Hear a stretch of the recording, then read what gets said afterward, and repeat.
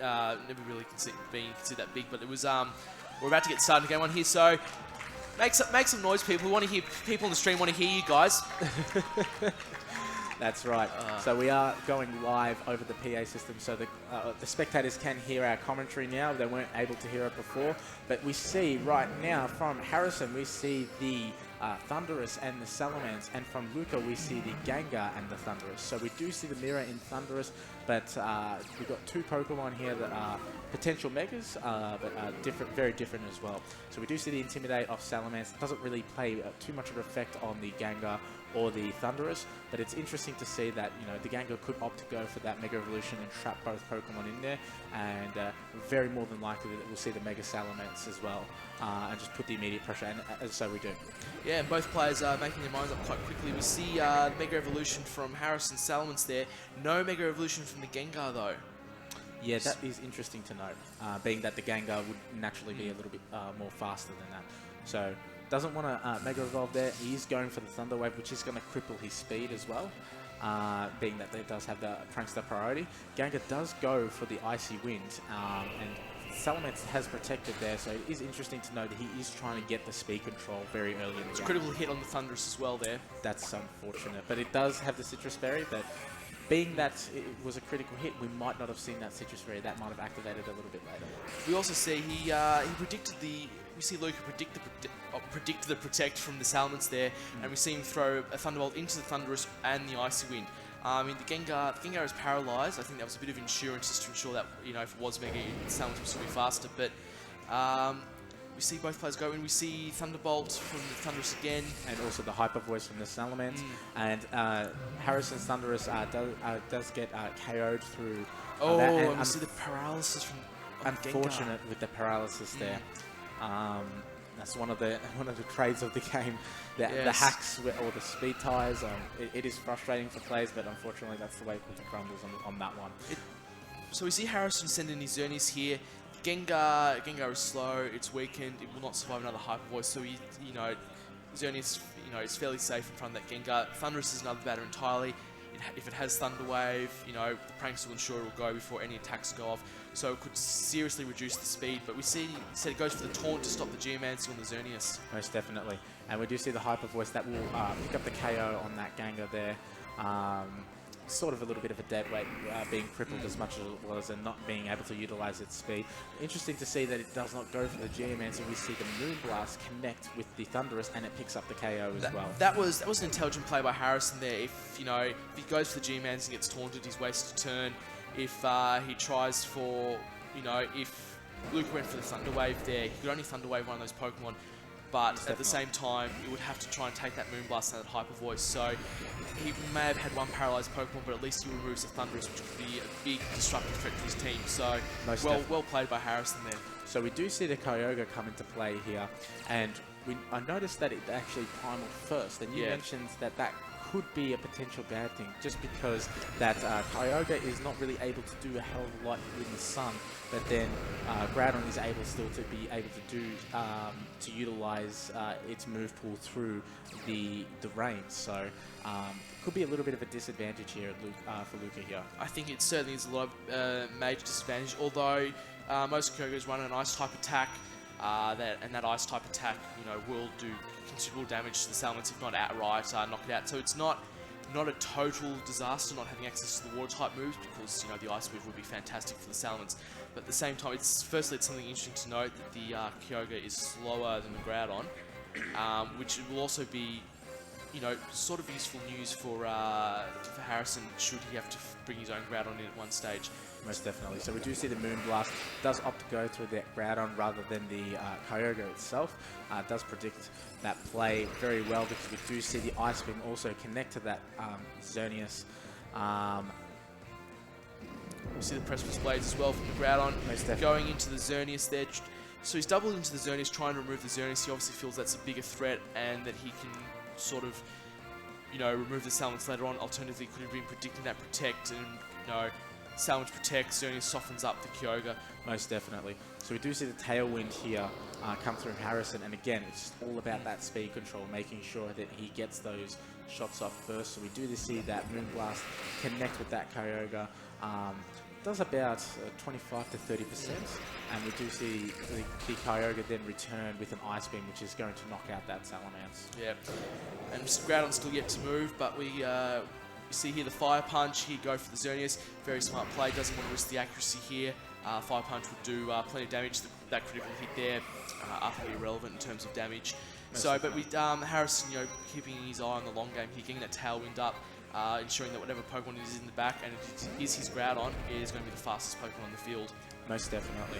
So we will most likely see that Groudon will fire off a spread move such as Possible Blades, and it comes down to whether that will actually hit. There is no gravity on the field. It's an 85% accuracy move. It has a very good chance that it even then though, it's not only if it hit, but even if it will actually KO the opposing Groudon. You see, the advantage is Luca's Groudon there. Its Precipice Blades is now a single target move against Harrison, so it will most likely KO Groudon given the chance. But Luca going for the double protect there, trying to burn a turn of Tailwind there.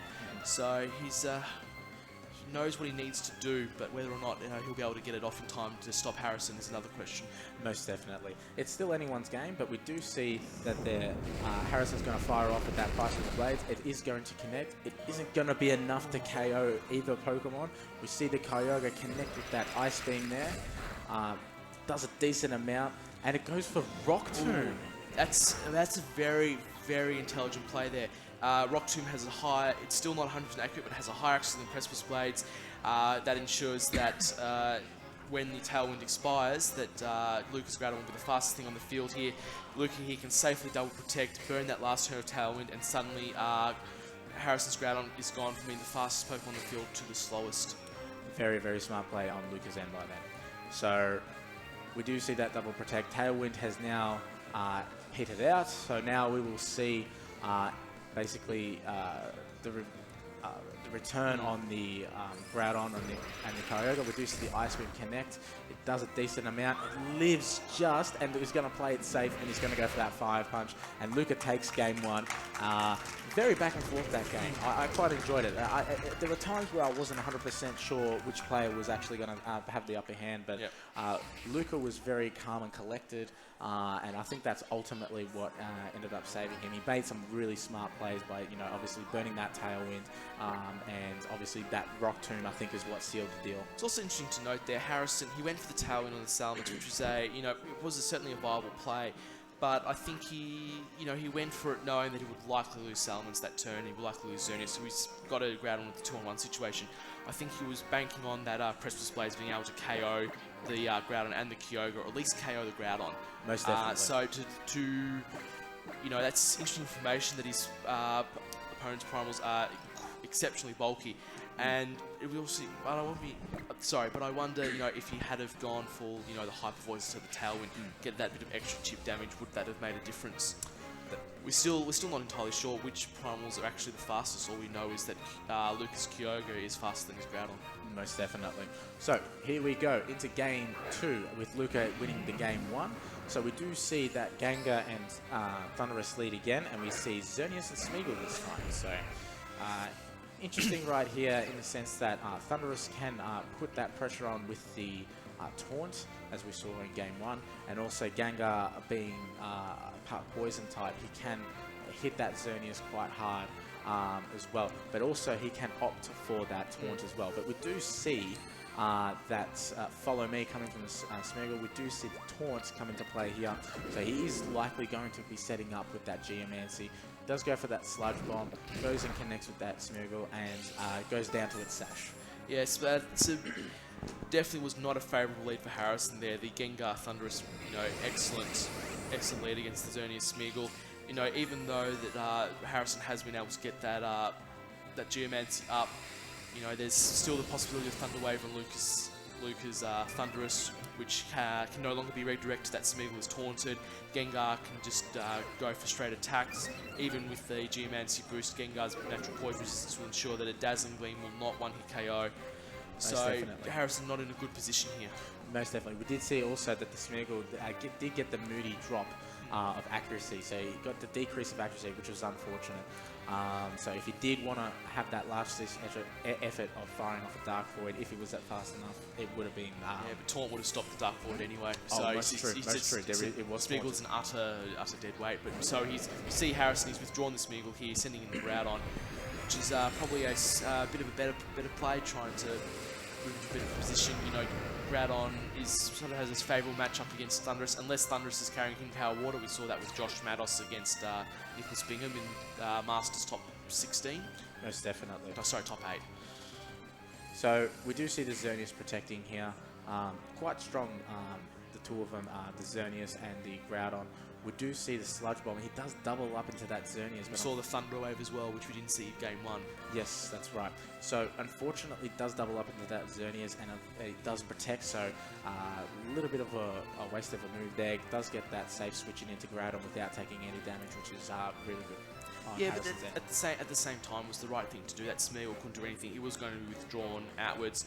If they tried to target it down, they run the risk of actually KOing the Smeagol. If Harris left it in, then he gets a free switch. And so nothing was really to be lost there by going for the Xerneas. Yep, most definitely. So we do see that protect now on the Thundurus' side. And we'll see Xerneas go for that Dazzling Gleam. It's going to do a decent chunk to that Gengar. Not enough to KO it though. And Gengar does go for that Icy Wind, again, just going for that speed control. Does get a speed drop on that Groudon and the Xerneas, and it did get the crit on the Xerneas too, just giving that little bit more chip damage. Certainly a very smart play there from Luca. He's not only, you know, he's removed one boost stage of speed from the Xerneas, but he's also made the Groudon now slower than his own primals. So with the Gengar now removed, he now has free switching. He can either bring in his own Groudon, his own Kyogre. We see the Kyogre switching now, and he still has the priority Thunder Wave to paralyze the Xerneas. Most definitely. So we do see the Kyogre come into play here. Obviously trumping the weather again from the Groudon, giving it Primarily C as the main weather of the match. Pardon me. And yeah, so it'll be interesting to see what happens here. Obviously, not a good position for Groudon to be in. Do we go for the predictable play? Do we go for the over-predict here? What would you suggest? Just go for the predictable play. There's no reason not to. Yep, no problem. So we do see the Protect coming out on the Groudon. We do see the Thunder Wave connect with that Xerneas, basically crippling its speed. And potentially doing a bit of power hack shenanigans. But we do see the Dazzling Gleam, doesn't get the power hacks there, and it is critical, a crit on that Thundurus, KOing it. And we do see the Water Spout come into play here too. Obviously Groudon protecting here, and it doesn't do that great of a deal. Obviously it did do a bit of a chunk Dazzling Gleam, and that would have affected the power of that Water Spout. I see, you know, that critical hit on the Thundurus, you know, while painful, still not a total loss though. He's still, Groudon is slower than Harrison's Groudon is slower than Luca's primals. Xerneas is paralyzed there. The only bad thing is it now prevents Luca from being able to use Water Resistance Kyogre. Those are his last two Pokemon on the field. He cannot switch Kyogre out and back in to refresh that rain.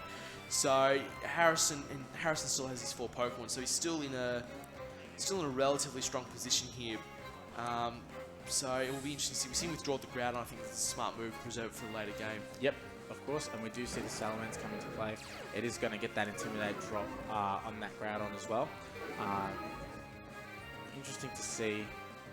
Yep, so the Kyogre does go for the Ice Beam. And he called the prediction into the Salamence. That was, yeah, that was a very, very risky play there from Harrison. You know, sending in, you know, he was likely to switch out that Groudon. We see the Precipice Blades, now a single target Precipice Blades. Xerneas paralyzed as well. That is, you know, we thought Luca had a bad turn last one, but it's the little bit of luck's turned around and gone his way now. But still not an ideal position there. I think switching the Groudon out was the right move, but switching in the Salamence was a bit of a mistake there.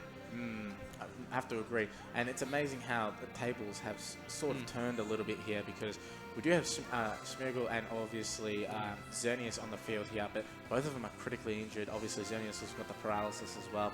I believe Harrison has only got one Pokemon left that has full HP, and I believe that is his his Groudon? No, his Groudon still has some minor damage from Minor earlier. damage? Okay, yep, minor damage from earlier. So we do see the Protect come from the Xerneas here, and the Ice Beam is going to connect, obviously not wanting that Smeagol to do any kind of, put anything to sleep or anything of the sort. So we see the Priceable Blades come through, and obviously the Xerneas is now protected, so it's now 2v2, so he's really turned this around. Yeah, it was, that's, I mentioned earlier, that Salmon switching was a mistake. I think the better play would have been switching the Smeagol, sacrifice it, then get the free switching back into the Salmon or back into the Groudon. So completely agree. That's unfortunate. So he's left in a similar position to last time. He's got his Groudon fighting a lone battle, effectively fighting a lone battle here against the Kyogre and the opposing Groudon. So and you see him go for the Protect on the Groudon as well. So we see the Ice Beam. It does it goes for the Groudon, but it does hit on the Xerneas, and that is going to be a KO for the Xerneas, leaving again the same as you just mentioned, the same position he was last time, where that Groudon is literally fending off another Groudon and a Kyogre. Yeah, so we do interesting to note though that Groudon is intimidated.